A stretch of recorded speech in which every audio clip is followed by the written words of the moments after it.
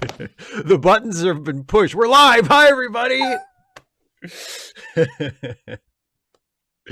Hi, Oasis. Oasis celebrates 29 months of membership. 29 months. Oh, how time flies. Yes, indeed.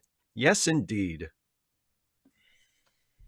And thank you very much, by the way. Have you heard the saying time flies like an arrow? Um, is that a saying? Time flies like an arrow? I've heard time Yes, flies. time flies like an arrow, fruit flies like a banana. I like that. There's layers I to agree. that. Exactly. It's a Yeah. pun on multiple levels. It really is. It's quite sophisticated. Oh, Hey, camera, wake your up. autofocus is is going there you There go. we go. Your autofocus was like passing out. Oh. Yeah, I don't know what to do about that. I'm like, it doesn't, Yeah. there's no, I I've can't, there's no lens. I I mean, there have I is. mean the way I always have autofocus on mine turned off, and I remember when I first got you that webcam, because I gave you that webcam that you're using. Um I tried to figure out with you, like, on the phone or on a video call, like how to access your camera settings through your computer, because I know how to do it through mine, and we couldn't figure it out. So Nope. ideally, the way to handle that is to just turn off autofocus. But if you can't access your camera settings, it's a little tricky to do. So hi, Well, everybody in the chat. Hi, yeah, we already said hi to Oasis. Hi, Caitlin. Hi, Jason. Hi, Mr. I Love the Ants. Hi, Kirak. Hi, clone of Jonathan. Hi, everybody. Welcome to the show. I hope you enjoy watching Deep Space Nine with us tonight. We are going to be watching we have finally reached almost the end of season 4. we did last week too, Yes, but now but we're just closer. we're We're even closer. more We're almost. this is the penultimate episode Mm, of season 4 of Deep Space Nine. We'll be watching Body Parts tonight. Hey, 25580, and HB Haga. 255 AD says, my parents said at Nirvana tonight. I couldn't be bothered to look up if there's a restaurant with that name, so I'm going to assume they're at a dinner party with the grunge band. That would be quite a feat. That's true, though. Like, how would you refer to, like, what would be the preposition to use for the state of Nirvana? Would you say In you Nirvana. have in Nirvana? Yeah, I would say in. If we're Because it's talking like, prepositions. because it's a state of being. It's like a condition. It's not a location. Mm-hmm. Yeah. That's correct, Kirak. Dana has never seen this one. To our knowledge. You, well, but yeah, I know you've seen some TNG here and there, but have you ever seen a Deep Yeah. Space Nine in the wild, like before we started Did we doing the watch show? the baseball the one that you did on the podcast? Did we watch the baseball episode? Have we seen that? Or is that up to yet? I don't think we've seen the baseball episode. Because I think I've seen that episode.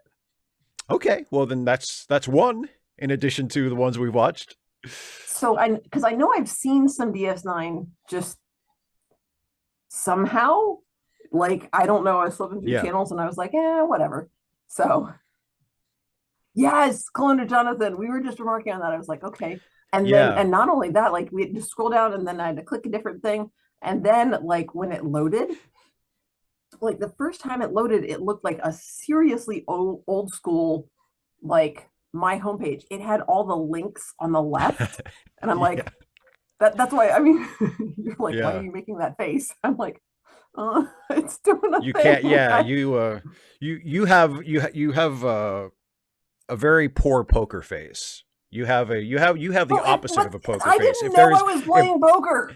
No, but here's the thing about, and I love this about you, but here's the thing is that if I can see your face and there's something even slightly wrong or unexpected or befuddling or whatever, you look like you have just encountered, like, the most inscrutable mystery of the universe.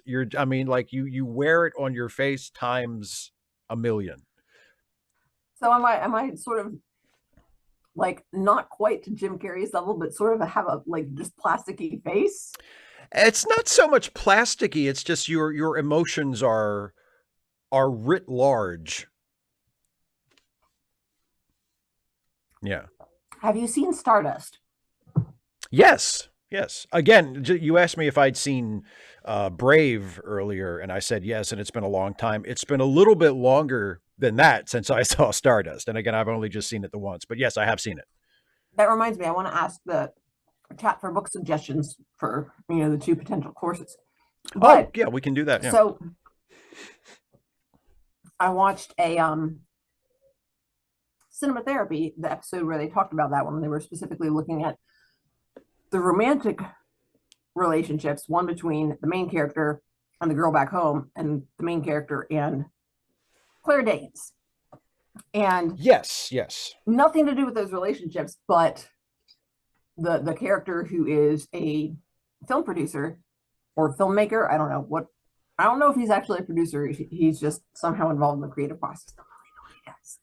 Anyway, he said that Claire Danes does what in any other actor would be called overacting. Like everything is like all of her expressions, her face is very mobile. All of her expressions are not necessarily intense, but very involved in her face. But just with her, it comes across as authentic. And he says, I don't know why it works with her, but it works.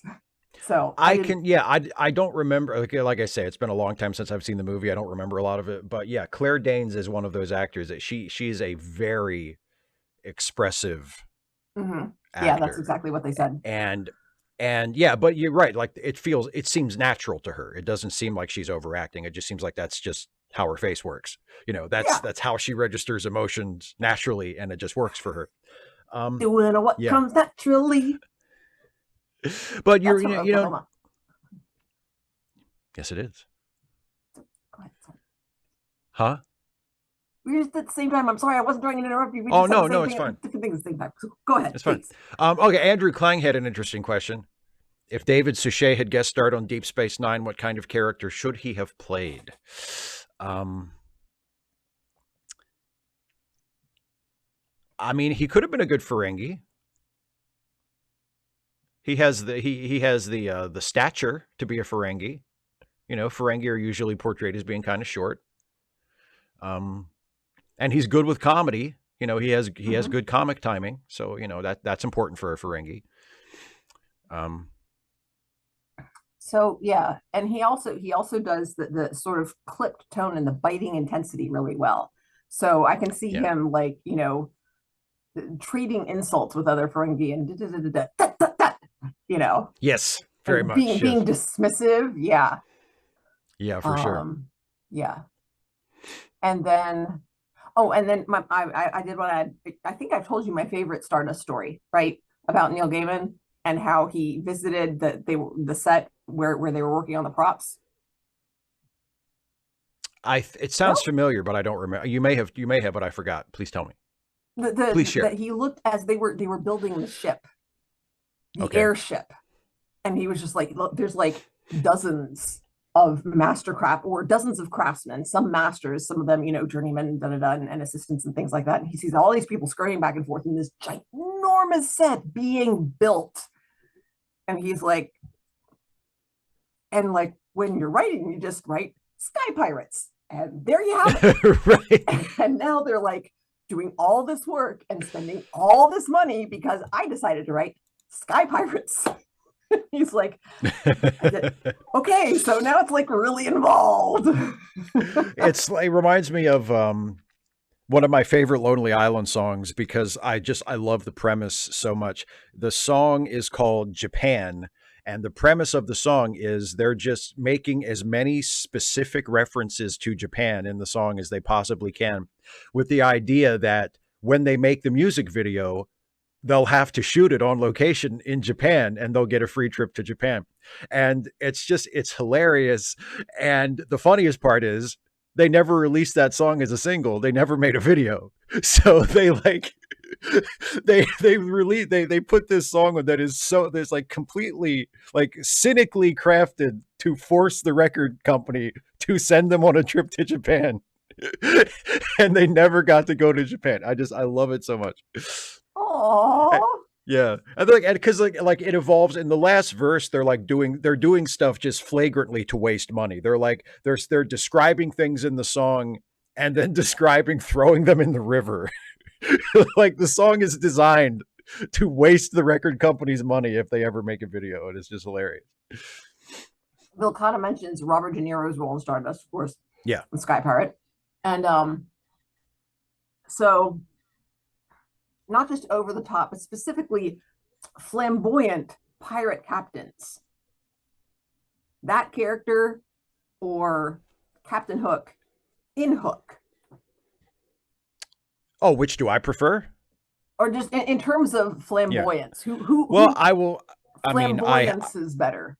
I have a much clearer memory of Dustin Hoffman as Captain Hook, so I think I have to say that. But then again, like I've seen Hook a bunch of times because we had the VHS when I was a kid, and I've literally watched Stardust one time.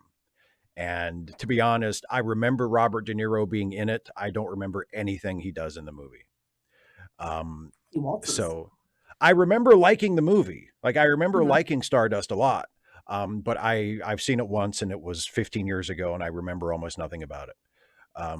So clearly Dustin Hoffman as Captain Hook made more of an impression. So I will go with him for now.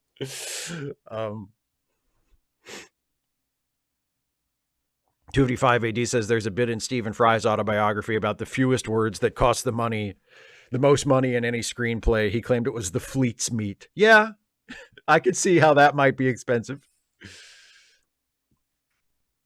Because presumably it's not just like, hi, how you doing?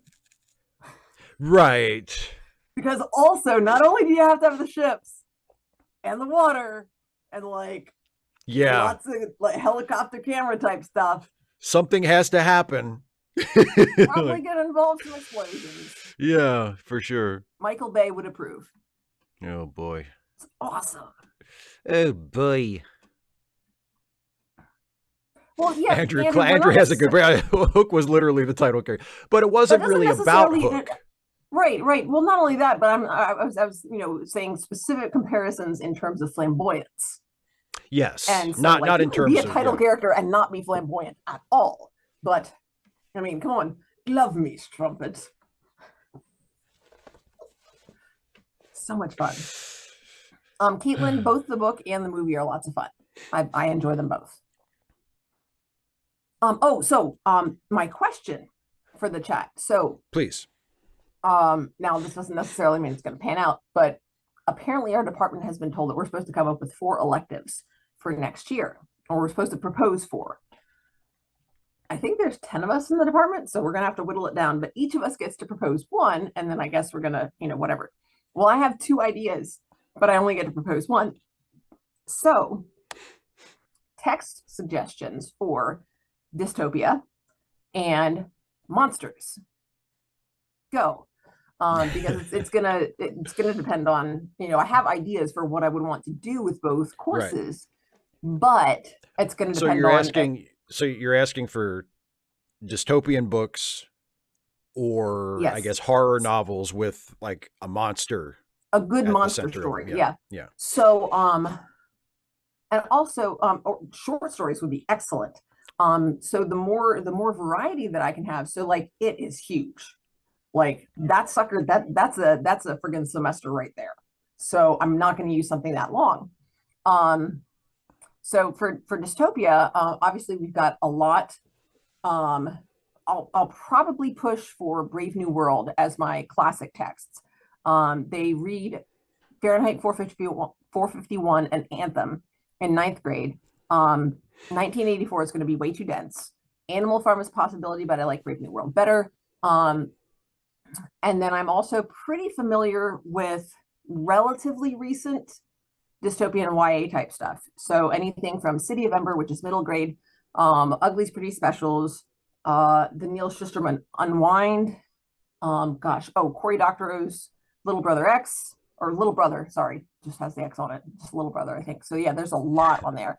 And I'm just not as familiar with like monster novels. Of course, Frankenstein and Dracula, I'd probably be leaning towards Frankenstein. I just need to make sure that it is not taught for British lit, and I'm not taking it away from somebody else. But yeah, monster novels, not as familiar with the genre. Hi, David C. Drake. So anyway, that's my. So And we can, suggestions for monster for if you good think of monster something novels. else, later on, put it in the chat and just like at me. Yep. So fun. The player of games. I'm not actually. Oh, and we, of course. Where's my? I have a paper. Where am I going to write my notes down on if I don't have my paper? Here we go. So the player of games. Define monster. I mean, and that's probably something that we would get into in the class. But essentially anything that the narrative frames as a monster. Can't be a human monster, as in, no just, evil person and they're monsters. Not like a metaphorical monster, human. Like within the story. Like, yeah. And monster protagonists are fine. So like zombie novels work. I'm really not like I should know more zombie books, you'd think. Well, zombies aren't really a literary thing, though. I mean, I'm sure there are zombie novels, but I mean, like, zombies are more of a movie thing. Not historically, and a comic book thing more recently. But I mean, yeah. I'm pretty confident that there have been. Yeah, in fact, I've got a collection of short stories that I would have to go through carefully because it's YA, but there's probably some stuff in there that would get me fired. But also, it's a collection. Actually, since it's right here, I'll show you. Oh wow, I haven't even cracked this one. Maybe I'll have to look through this one as well. So, Zombies versus Unicorns, a short story collection. So yeah, there's that. And then this one I will have to open. Kaiju Rising. So yeah. I didn't write that down. No, where was it? The player of games. I need to look into that.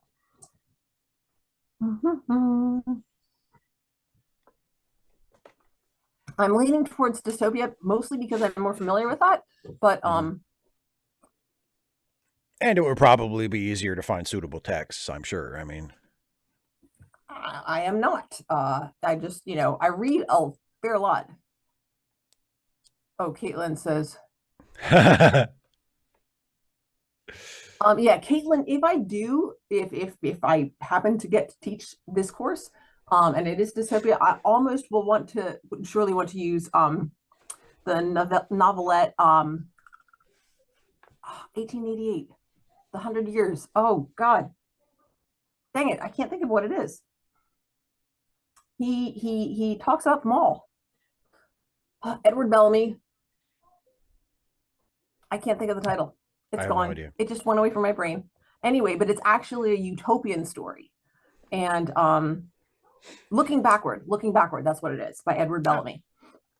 And yeah, it's this little delightful little story where, he lives in the it's set in 1888 and he looks forward 100 years into the future. And so it's actually set in 1988, like he goes through the sun. Yeah, so it's a really interesting companion if 1984 wasn't so long and really dry in the middle. Yeah. I want to start watching the episode soon, but before we do, I want to acknowledge the passing of two people. Yes. One of them is we didn't talk about Norman Lear last week. I talked about him on Friday on my Ask Away stream. But we didn't mention Norman Lear last week. So I wanted to mention Norman Lear one more time. I would say inarguably, some might say, or some people might have an argument for it, for somebody else, but I would say inarguably the most important and influential American television writer and producer ever. Yeah. And he died at the age of 101. So good for him to make it 101 years and have such a positive impact on not only on television, but on American popular culture in general and political culture. And, just the one of the best examples I can think of someone using their platform and using their celebrity to try at least and change things for the better and say things that needed to be said. And then the other one is one that just happened last night that I saw when I was just about to put my phone down when I was in bed about to go to sleep. I was just taking one last look at Twitter and I saw Mm-hmm. Andrew. That's funny. Yeah. No love for Chuck Lorre. No, actually. And I saw that Andre Brower died. Mm-hmm. And hopefully nobody is hearing that for the first time from me. I'm sorry if I'm the one to break the news to you that Andre Brower died, but of course, one of the greatest TV actors. I mean, he did movies as well. He did, I mean, he was incredibly prolific throughout his career. Um, but known primarily as a TV actor and was the star of, and it's great because like his career, his two most well-known roles are both from cop shows and great cop shows, two of the best cop shows ever. But one was Homicide: Life on the Street, which is a drama, and again, masterpiece, one of the greatest TV shows ever. And he was just gave this amazing performance as Detective Frank Pembleton. Um, and then at the end of his career, unfortunately, as it turns out, at the end of his career, he was the captain on Brooklyn Nine-Nine, which was the cop show comedy show, and completely the other end of the spectrum. I mean, he's playing like the character is very serious. Captain Holt is like a very, he's definitely playing the straight man most of the time. But so funny. Just like if just, you know, bring you to your knees, gasping for breath funny. So he was such an incredible talent, and he was only 61. I'm not sure what he died of. Yeah. All that's been released is he died after a brief illness. So I don't know what he was sick with or what the circumstances were, but it's just a terrible tragedy because he was so good as Detective Pembleton on Homicide and as Captain Holt in Brooklyn Nine-Nine and in every other thing I ever saw him into. His first major role that he got attention for was in the movie Glory. He was Thomas, the free black man from Massachusetts who signed up with the 54th Massachusetts Regiment, he had been Colonel Shaw's friend, and then he signed up to fight and got a rude awakening because he was an intellectual and he was not prepared to be a soldier, and a supporting role, but a very memorable supporting role in that movie, and he has some really nice scenes in it, and he was just great.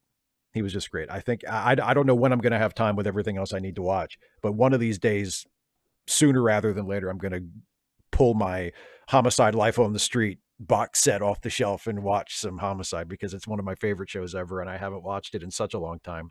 And Andre Brower is brilliant, is absolutely brilliant in it. So,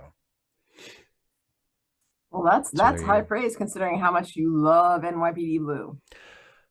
Oh, I do love NYPD Blue, but I mean, and they were both. And here's the thing: the '90s. I will fight anybody on this. The '90s were the golden age of the American cop show. I can't speak to other countries and their, television landscapes, but at least for American TV, the '90s was the golden age of the cop show because you had the original Law and Order, you had Mm-hmm. NYPD Blue and Mm-hmm. Homicide all on at the same time, and all just fantastic. Like they were all must watch shows every week. So, was Rude. he ever on Star Trek, Mr. I Love the Answer? I don't believe he was. I don't believe he was.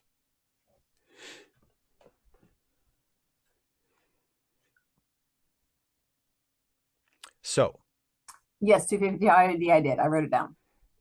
You ready? I am ready. Are you ready to tell everybody how this works? Yes.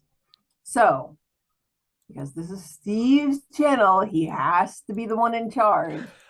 So, Steve is going to say 3, 2, 1, play. Right. And when Steve says play, we all press play. So that means you need to have your copy of this episode, which is season 4, episode 25 25, body body parts. parts. Ah! You got it. So you need to have it queued up to 0000. And also, we've got the time code up here. So, like, if something happens and you get out of sync, you can catch up with us. But we're not reciting it along. So, if you're a smidgen off, it's not a big deal. So, you have to have it queued up at 0000. And then Steve will count us in. We'll all hit play at the same time. And then whoosh, we all watch it together. That's how it works. That's how it works. All right. Are you ready? I am so ready. Okay. I will count us in. Here we go. In 3, 2, 1, play. I got like I might be a fraction of a second behind because I got the little wheel and I was like, no. And then it went away.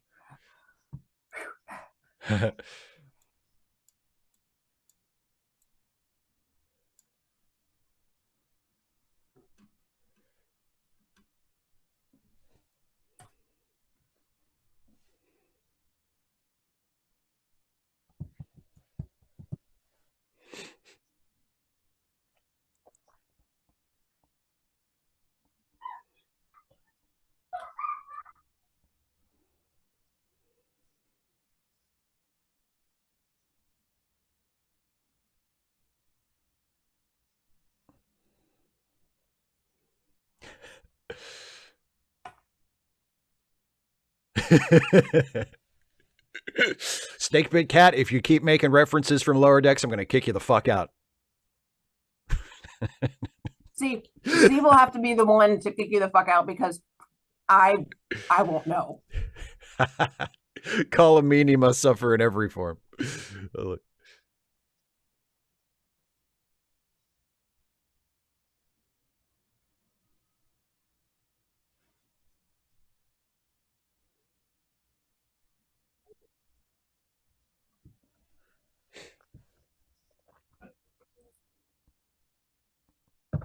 Enjoy your milk and pickle juice.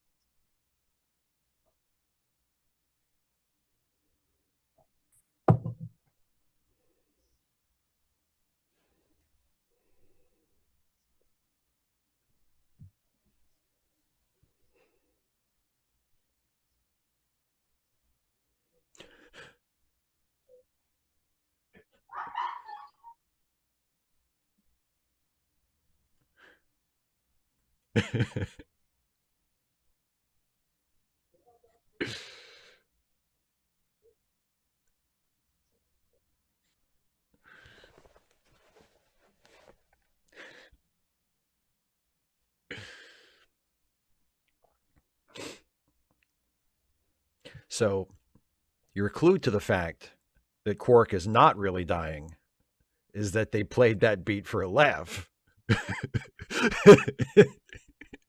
Like, usually if you're going to... Yeah, go ahead. Also, he's a, well-known character. He's an established character on the show. Well, that's true, too. Probably not killing Quark on the second to last episode of the season. Yeah, save that nonsense for the last episode. You save it for the finale, exactly. It'd be like if you're going to blow up the ship and you blow it up in like episode 4 of the season. It's like, what is the point of that? Like, yeah, episode like 12. Middle-ish. There is actually, it's one of in one of the later seasons. Actually, I think it's the last season. It's when the war storyline really like kind of takes over and becomes the dominant storyline in the show. One of they lose the Defiant. The Defiant blows up. And then like in the next episode, they get a brand new ship that is completely identical to the Defiant. And they even rename it the Defiant. And even back when the show was originally on and I'm like 19 years old, I'm like, what was the point of that? Like, why did you blow up the ship and then just give them an exact copy of it the very next episode and say it's got the same name and everything? Like, why did you do that? So we can talk about that when we get to that episode. Are we watching that one? Yeah. Probably. I haven't looked that far ahead, but when you get close to the end of the series, it's hard to skip episodes because it becomes kind of serialized. Ah, aren't we all?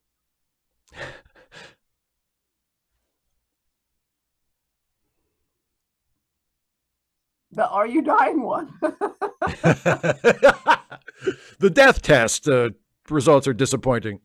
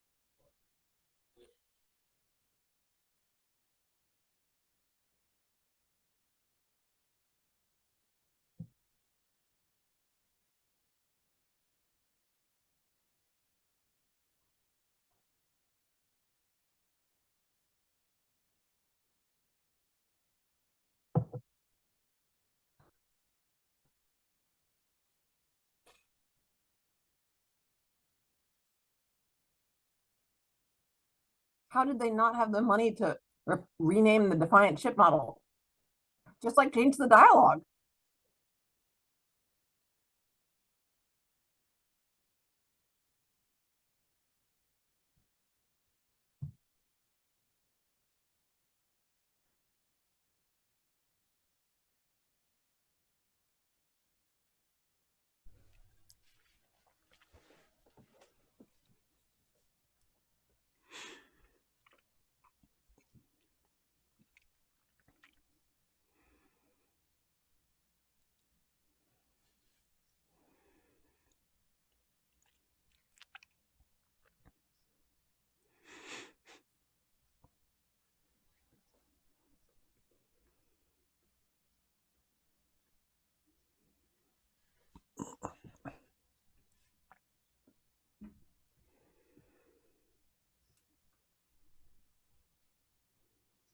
Oh.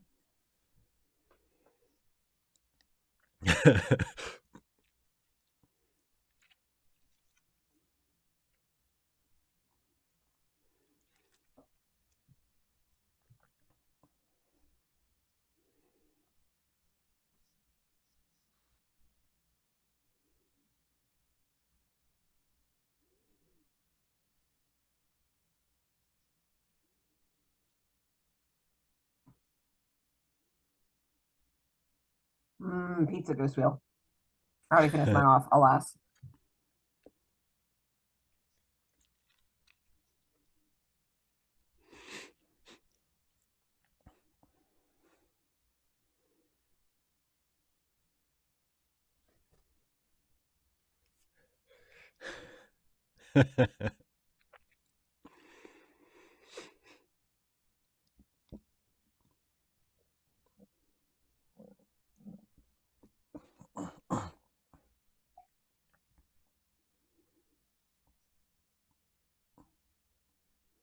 Just you wait.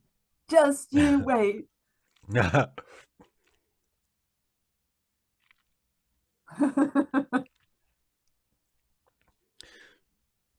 I love that Ferengi selling their pieces of their corpses on the market is such a common thing that Quark can put himself on the exchange by pushing literally two buttons. Oh, that's not good. Yeah, but see, that doesn't. Yes, they use the exact same model, Caitlin. But like, I mean, Ford has like a whole bunch of different cars, but the F-150 is the F-150. You know? But So just because it's if it was named something else, Mhm. and you could see the different name on the outside of the ship, then they couldn't reuse any effect shots that they had already done, which they did a lot. Um, Is the name that big? it's visible in a lot of the shots, yeah. Oh. Well, just state, write it so you don't use those particular shots. you, I love how confident you are, how easy it would be to do this thing that you have never done and have no experience doing. Well, yes, but if I had, I would do it easily.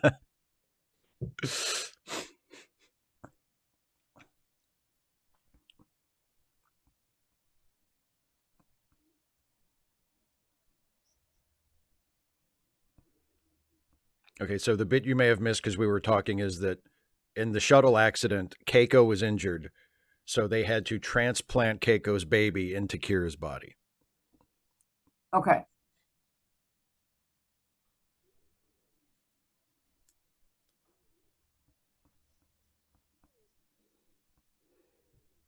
And yeah, Oasis, I agree. It was a very clever way to work Mm-hmm. Nana Visitor's pregnancy into the show.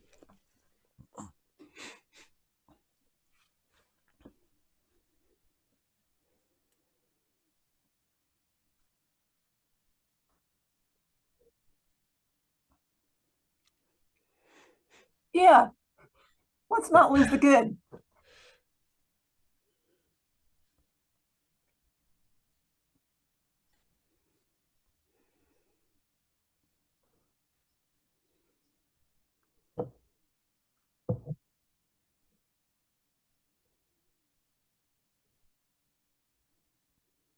As far as we know. So everything's fine.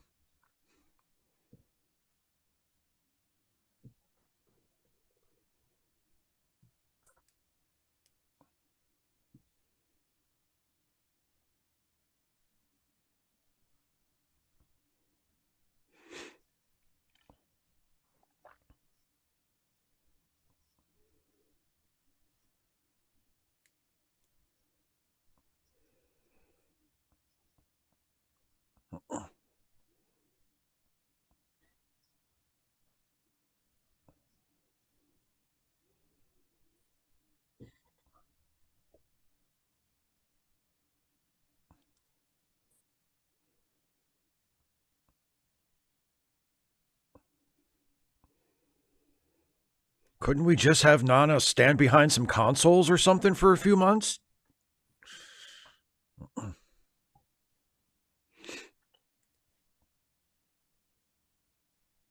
Humans already have a short gestational period. Well, I mean, relatively.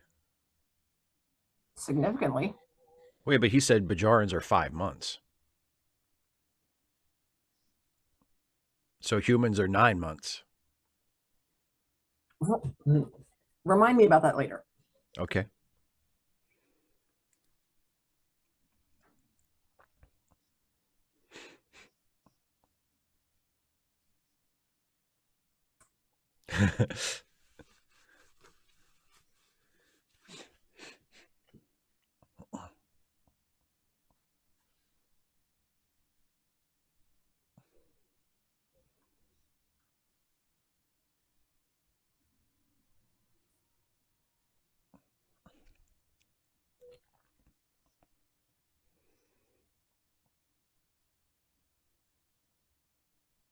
My life is a mistake. There are a lot of people who would agree with that.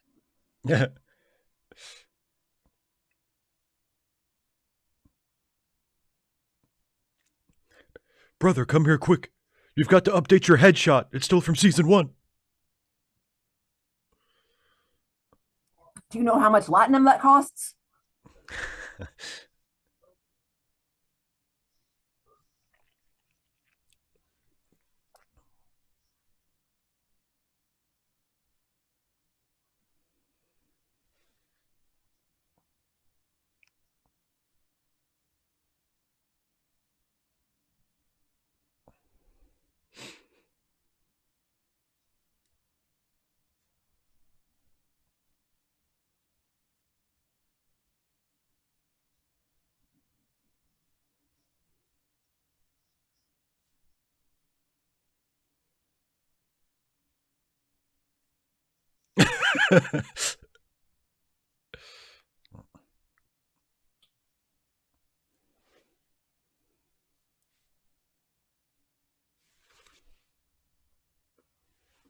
Rom doesn't deserve quark. Or Rom doesn't deserve to be treated the way Quark treats him.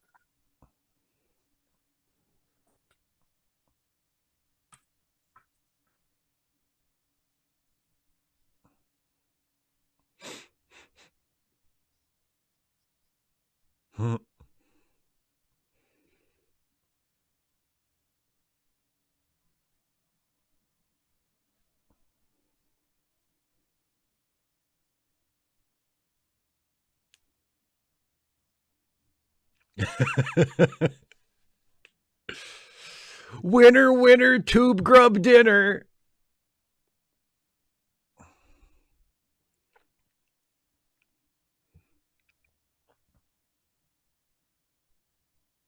So much better.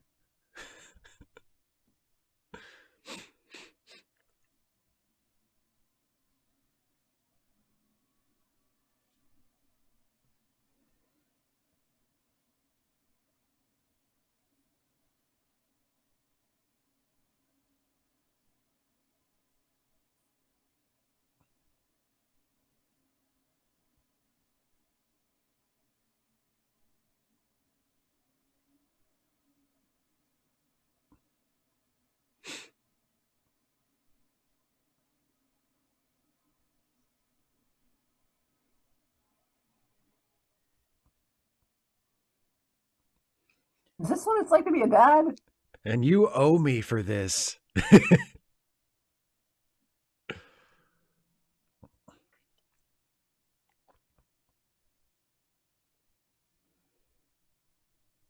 Okay. Thanks, Liz. Yeah, that makes that's kind of what I was thinking you were going for, but I wasn't sure. Yeah.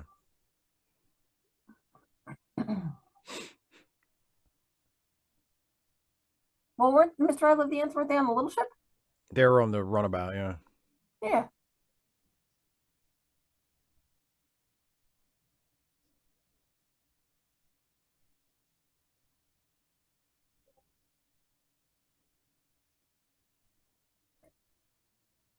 It means I have to pay back that money.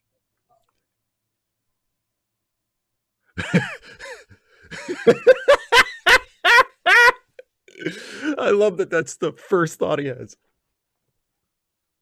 The first thought he has is, I get to sue the doctor for malpractice.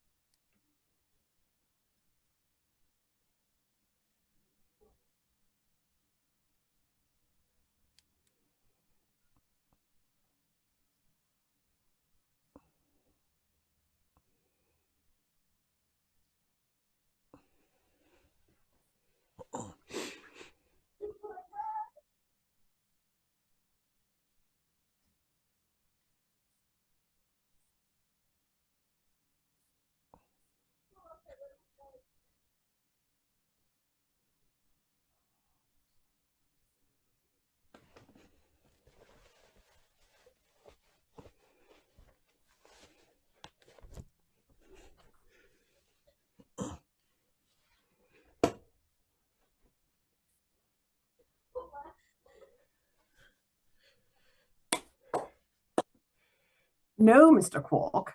I expect you to I expect die. you to die.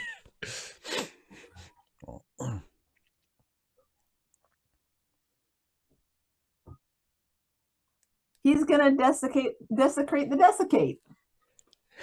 Exactly. Oh, nice face.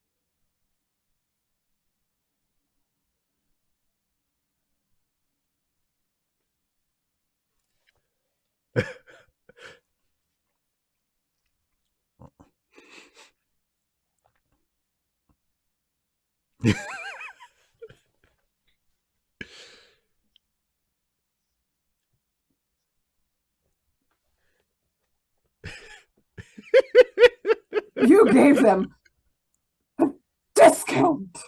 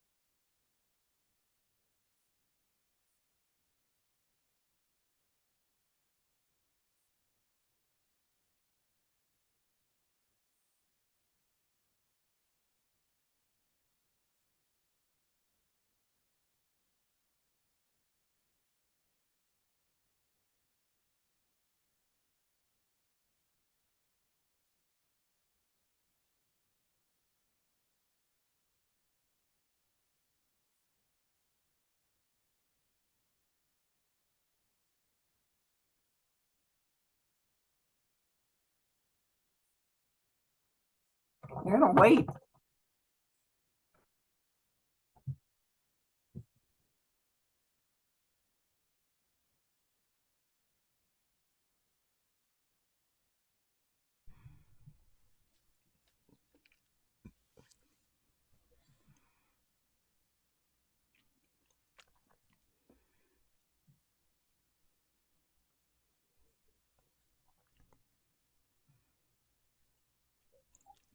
Mr. I Love the Ants, she's the first officer.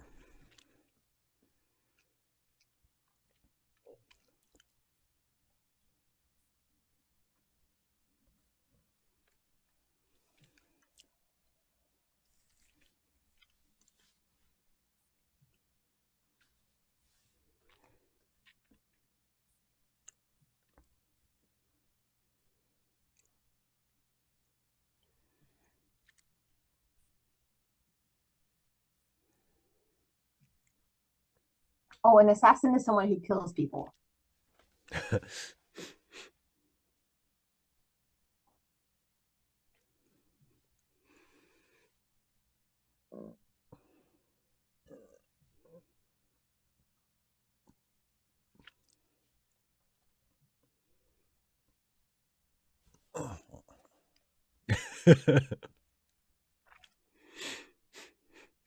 I want you to hijack a school bus.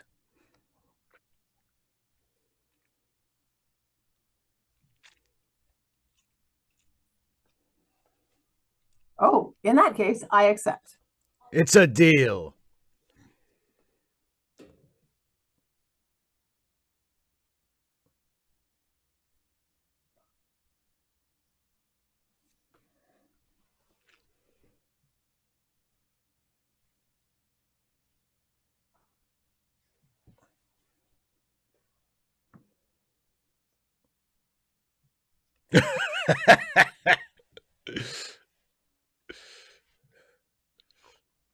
Steak Big Cat, I like that. I hear you paint space stations.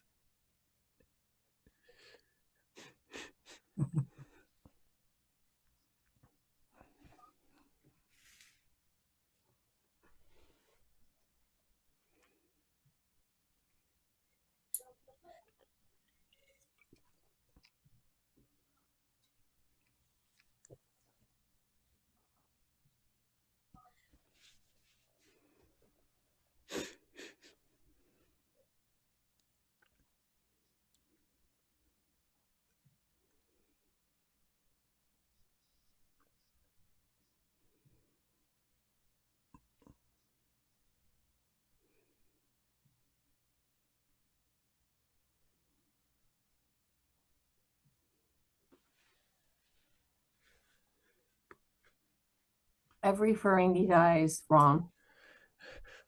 Not every Ferengi really lives.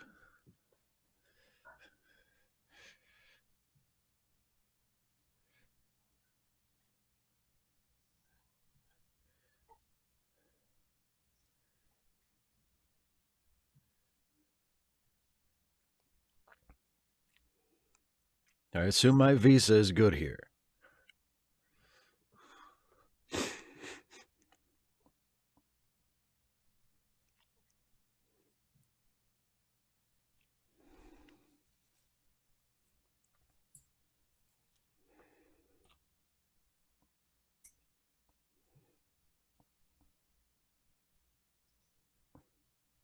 Whiskey.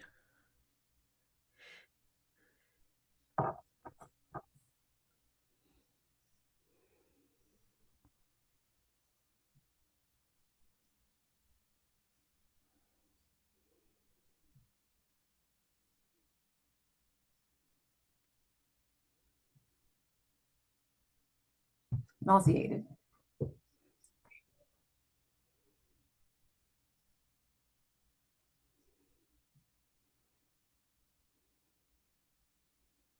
Oh, look. Kira's got a husband.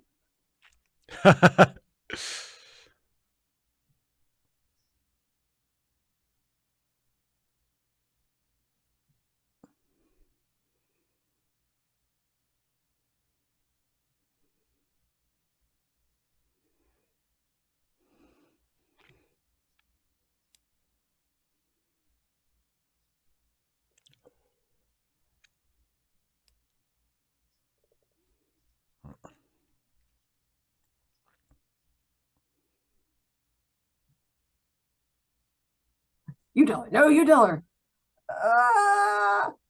Pushing in. Dun, dun.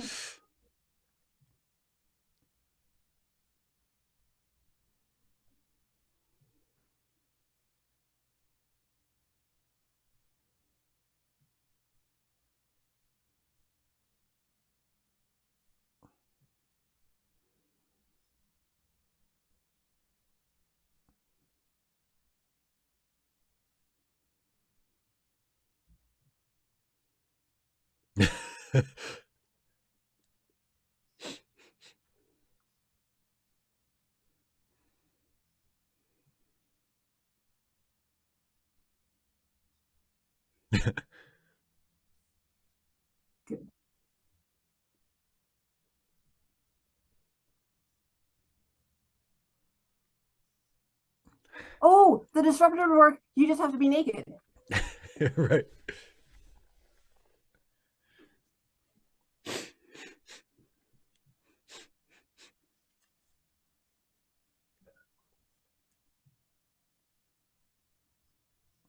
Why'd you get rid of the eggs? The eggs were dead too. Well, yeah.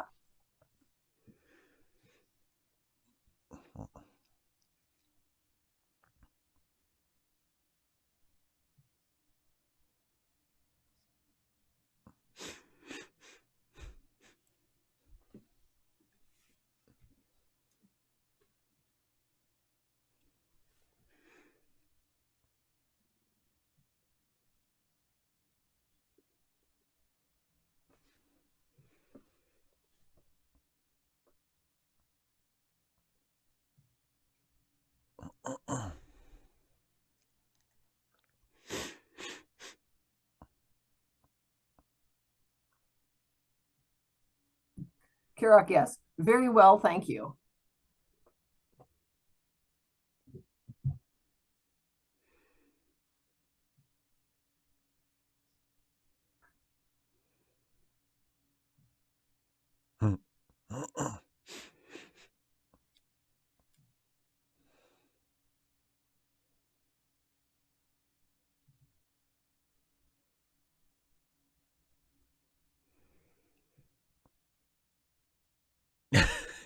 Well, this was a great idea. I can spend my final days in constant terror.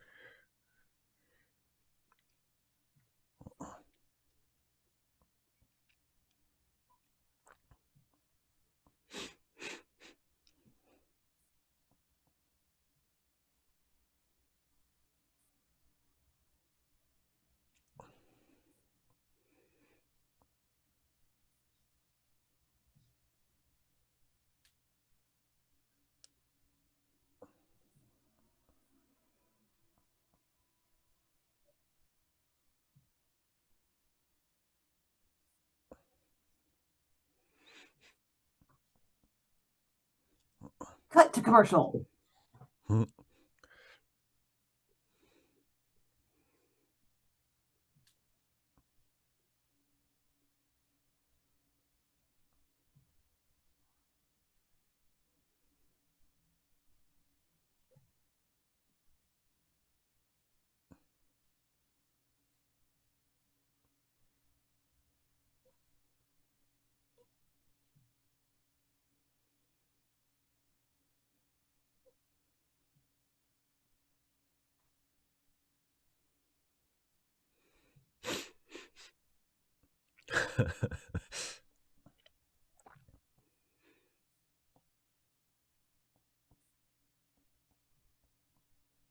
Nice.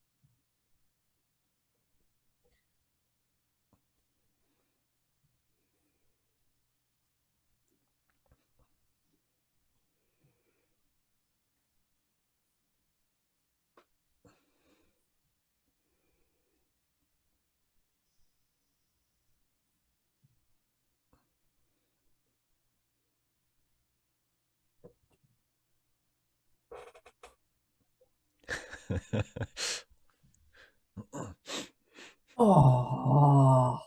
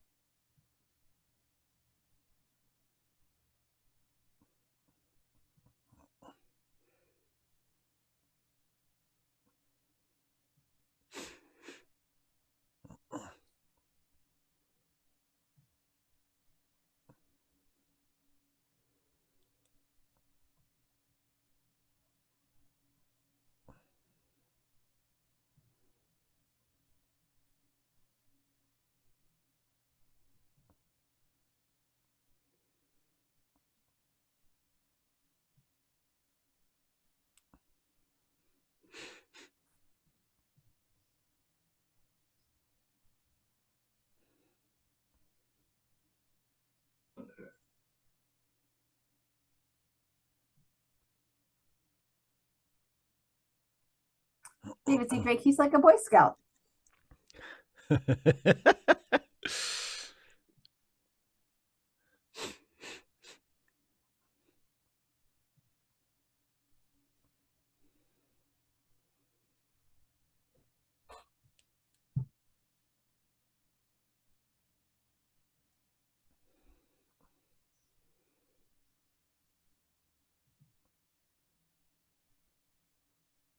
Oh, that Don't was say dumb. that. But you said.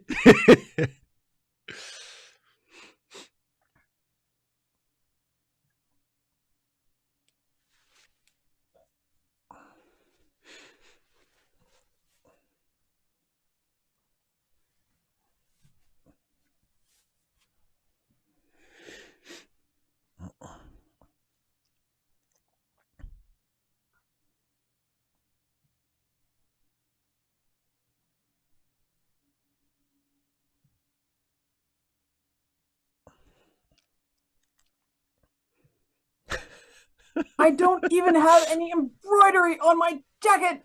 This is knitted.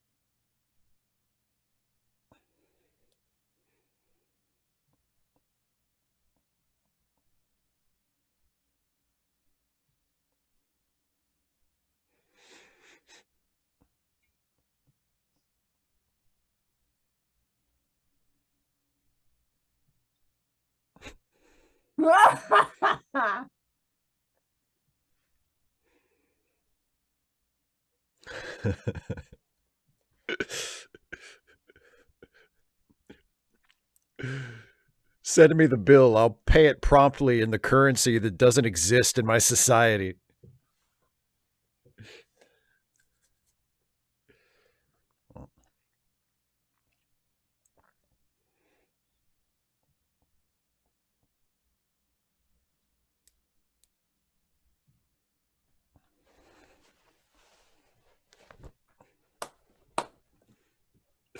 I like that snake pit cat. Snake pit cat, yeah, that was good. Yeah.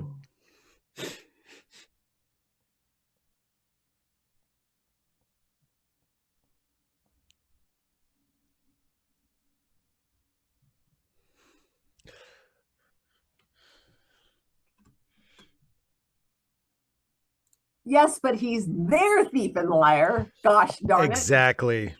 Exactly. And I think by this point we've seen enough of, the fact that Quark does have a conscience. He's the proverbial. He just hides it as much as possible. Yeah. He's the Ferengi with a heart of gold. Well, heart of gold, heart of coal. Heart of Latinum. Heart of gold, heart of coal. Sounds kind of similar. They you can just sort of, no. They said heart of gold. They mean I'm very, hard-hearted. I'm stingy. Yeah, very. Yes, totally what they meant. I think they said heart of cold because I'm cold-hearted. That's what they said. Look into his eyes. Oh, he's been telling lies. He's a cold-hearted man. Ferengi, you have to kind of smush it. Yeah, heart of gold would be a terrible insult to a Ferengi. They'd be like, "You take that back." They probably fight bulls over that shit on the Ferengi homeworld. How dare you? They're like the exact opposite of oh no, I forgot his name. Of Shevek. Oh, You profiteer! You philanthropist! Yeah, that was fun. Yeah, I like that episode a lot. I like that episode a lot. It's Deep Space Nine was one of the best Star Trek shows for not just doing like comedic episodes, but doing comedic episodes with really dark undertones. Cause like it's yeah, I mean, like it's kind of a wacky episode, but there's also this undercurrent of death and ruination and just all these really grim, upsetting ideas. And it's such a goofy, fun episode, you know? It And really is. yeah. And a great Jeffrey Combs episode. I mean, he's in his full glory as Brunt here. Um, just And yeah, phenomenal. he's standing there looking around, and then yeah, Garrick jumps out. Then the credits roll. That's Garrick's contribution because everybody else is bringing in like liquor and glasses and furniture, and Garrick just like, I'll do Quark a favor too, and just knifes Brunt right in the neck.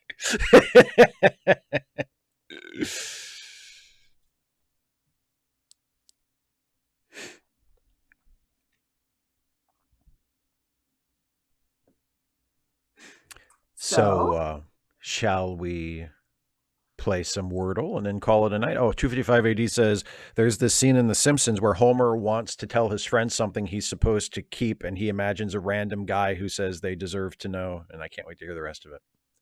So yeah, let's pull up Wordle. Yes. And do the thing. Yes, while we're waiting on part 2. While we're waiting on part 2. So, here's today's Wordle. And for those of you who have never played Wordle with us before, yes, the words of dull, Mr. I Love the Ants. Exactly. The way this works is Dana takes the lead.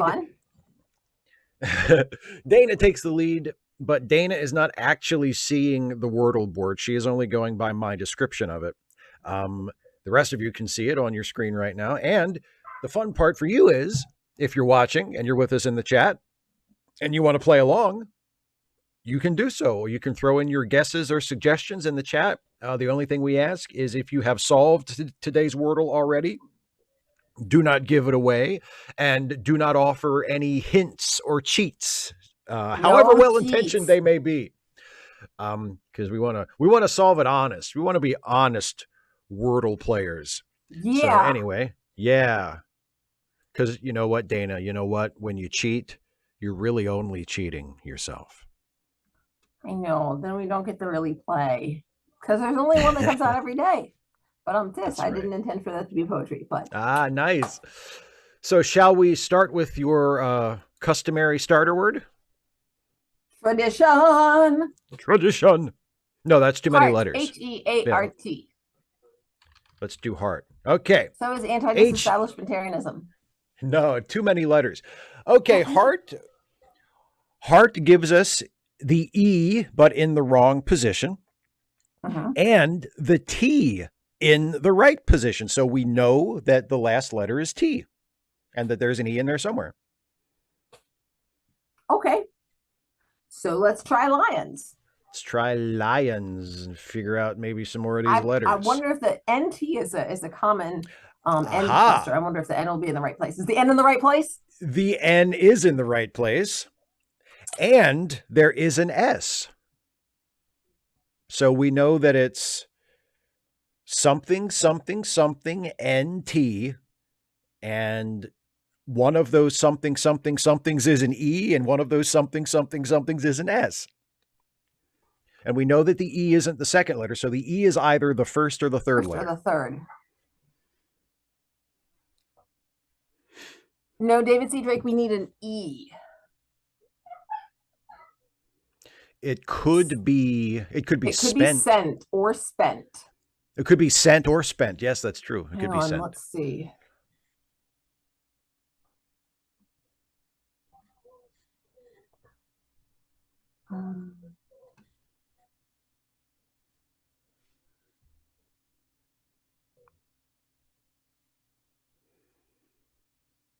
Well, we've got 2 for each. Yeah, 2 votes in the chat. I'm seeing the I saw sent first. So I say we go with that first. You want to go with sent? Yeah. Okay, we'll try Now the other thing I scent. was thinking Yeah. was Oh, okay. camps, because that tries out the C and the P and also adds in the M, which is another common letter, although I can't Oh, you mean just like to try and take another to try turn? it out. Just What do you think? do you want? Would you rather do that instead of? I think either scent or spent are pretty good That's guesses. kind of that's a so I was thinking go with Sen, since that's the guess that Yeah. we saw contributed Okay. first from our team. And Let's. Yeah. we got the space. Let's try And scent. especially if the SC. S and the E are in the right place, that also Yes. helps narrow it down. Scent. SCENT. Okay, it's not scent, but every other letter besides the C is in the right place. So I feel like it's got to be spent. That sounds great. Okay. Let's try spent. And if it's not It this, then we're is. gonna It is spent.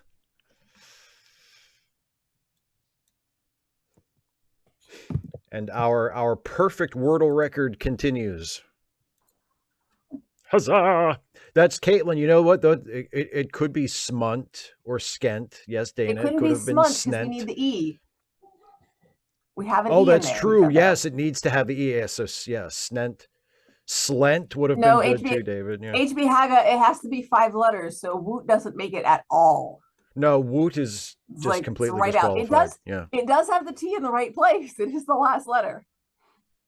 Yeah. And so the end of 255 AD's two-parter is the dream in The Simpsons where the guy comes to Homer in the dream and tells him what to do. And Homer says, "Who the hell are you?" And the imaginary guy says, "What do you care? I'm telling you what you want to hear."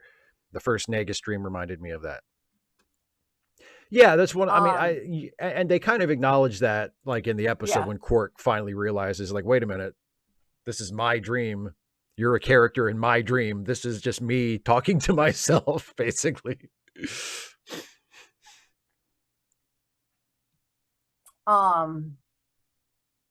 So yeah, 255 AD, I saw that. So obviously anything that's suggested, I'm going to take a look at first. So it wouldn't matter. So I've written down the suggestions for monster books and dystopias that I'm not already familiar with.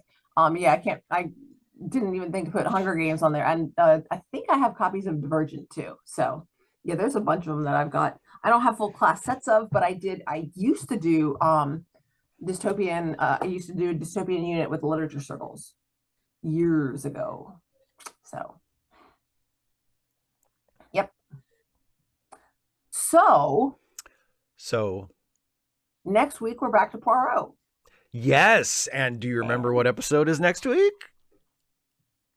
It's not the first one, but the first one.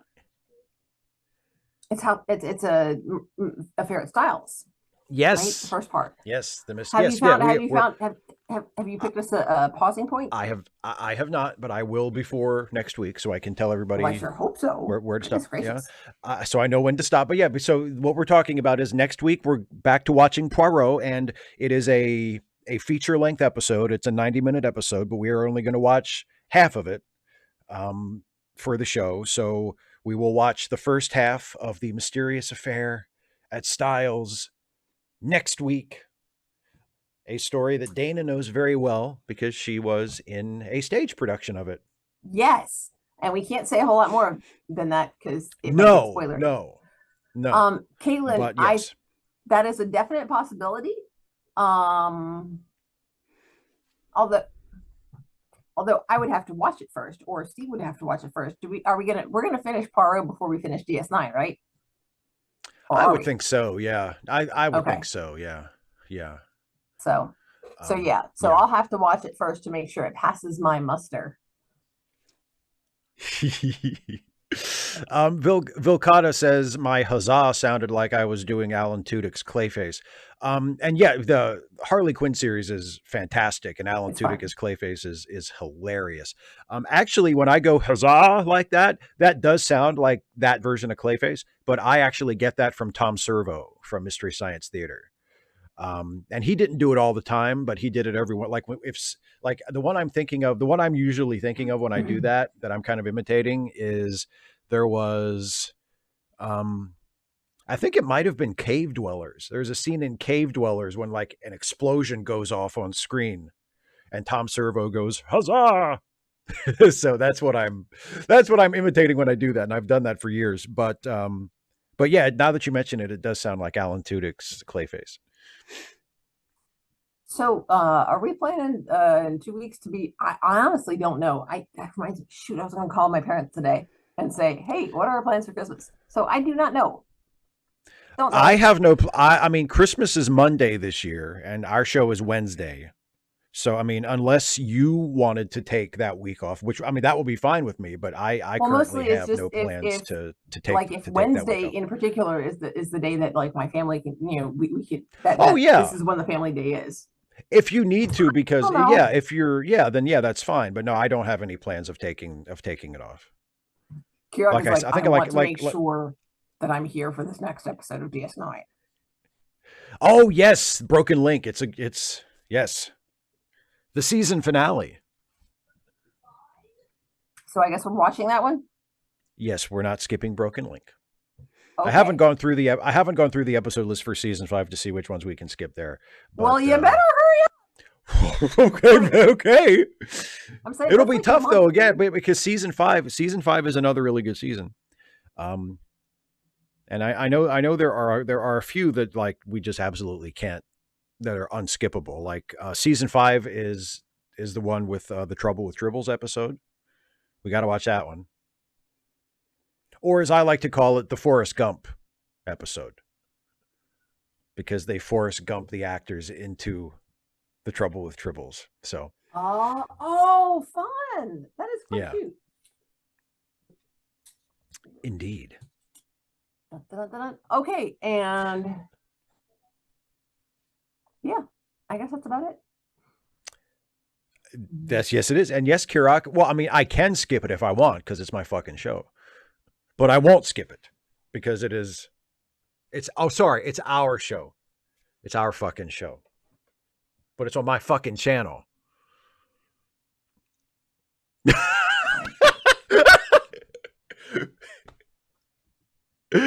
Oh, I love how crestfallen you're like. Oh. All right. So I guess that's it. That's it. So thank you so much, everybody, for being with us. We'll be back next week for part 1 of the 3rd series premiere of Poirot, which will be the first half of The Mysterious Affair at Styles. And Dana, you look like you're thinking about something. I'm trying to think if this has been my favorite episode so far, because I really enjoyed it. Oh, really? Yeah, this might be your favorite. It might be because I mean it was just really chill. It was character focused. Yeah. I really didn't care at all about the pregnancy thing, but like you when you pointed out that it was a great way to involve Nana's actual pregnancy. Yeah. That's really clever. That's really the only thing I can say about it. Like they needed to deal with a real life situation, and they found a creative way to do it. I mean, I made the joke when we were watching it, like, why not just have her stand behind stuff, which is how they usually do it on TV shows. If an actor gets pregnant, they're just, she'll just wear some long coats or she'll stand behind things. And they decided not to do that this time. They said, nah, well, let's work it in. And there's a baby so in here. Yeah. And they came up with a very clever way to do it. And yes, Caitlin, thank you very much for getting us to that point. For the reminder, don't forget charitylinks.page in the description to help out some friends of ours. Because let's be straightforward. Every season is the season of giving. Yes. But especially this season. Especially now, whenever now is. Whenever you're watching this. If you happen to be watching this in the archived version and it's March, it's the season of giving. If you click a link and it's no longer active, celebrate. Because that's awesome. True. Hopefully that means they have that would be great. They have received what they needed and it's the help is no longer required. Yeah. And just click the next one and give that person some money. Yep. All right then. So we'll be back next week for Poirot. And thanks for watching, everybody. Have a good night. Have a good rest of your week. And we'll see you. Bye.